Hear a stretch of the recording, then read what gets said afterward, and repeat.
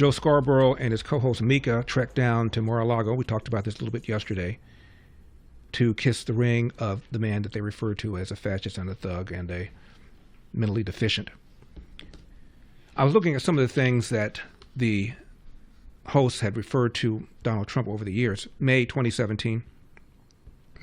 I'm not being hyperbolic when I say if there are articles of impeachment ever drawn up, the first article of impeachment drawn up against Donald Trump would be the first article of impeachment drawn up against Richard Nixon. I would say that what Donald Trump has already admitted to rises to the level of obstruction of justice. May 2017. Called Trump a thug, a goon, and an idiot, and said his trip to Europe to meet European leaders was a disaster. June 2018. Apparently Donald Trump made some comment about Mika having plastic surgery or a facelift. Who in the world would be so cruel, so hateful? Who would be so despicable?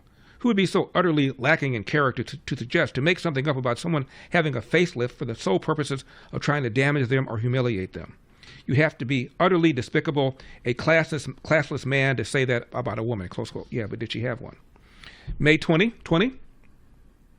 But these are bizarre disconnects that they are showing up in campaign ads. Weird things he's saying off the cuff. So ironic that Trump campaign team goes after Joe Biden for non sequiturs, for stumbling, for getting lost halfway through the sentence, when Donald Trump has been doing that in a very public way. April 2024. They voted for Trump in 2020. They knew exactly what they were doing. If they vote for Donald Trump in 2024, they're knowingly voting for a fascist, voting for a racist. There's no meeting in the middle with Donald Trump. And he referred to him again as a fascist and a racist and a thug. Number 13.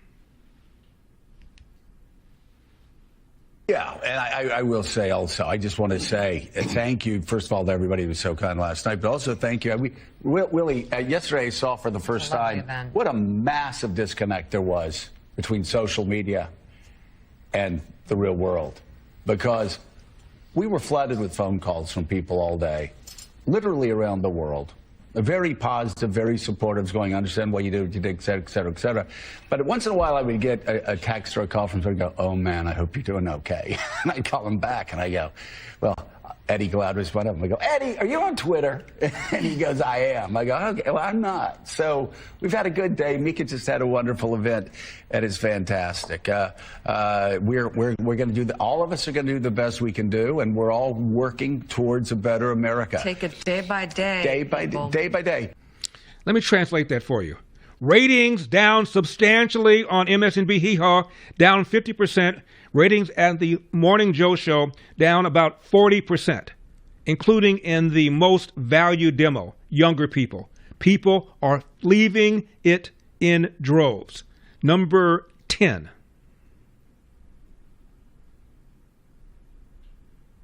She gets sick and tired of me trying to understand other people and being so pragmatic and trying to be like, I'm okay, you're okay. Now, where can we meet in the middle? La, la, la. On this question, we're past that.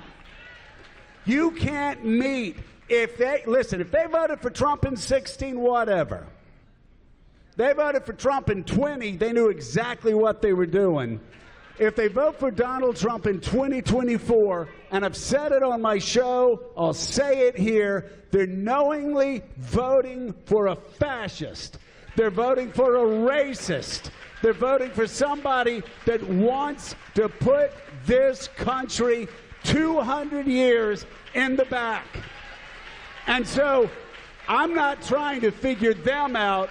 I'm trying to figure out how we get people out who love democracy, who love freedom, who love the rights of all Americans, how to get them to the voting booth. Because that's how we save our country.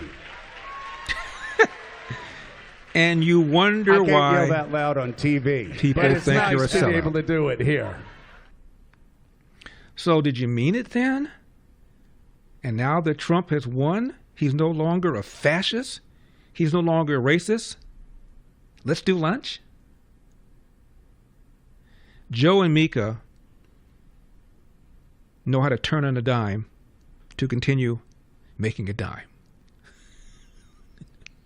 Did they bring somebody to taste their food?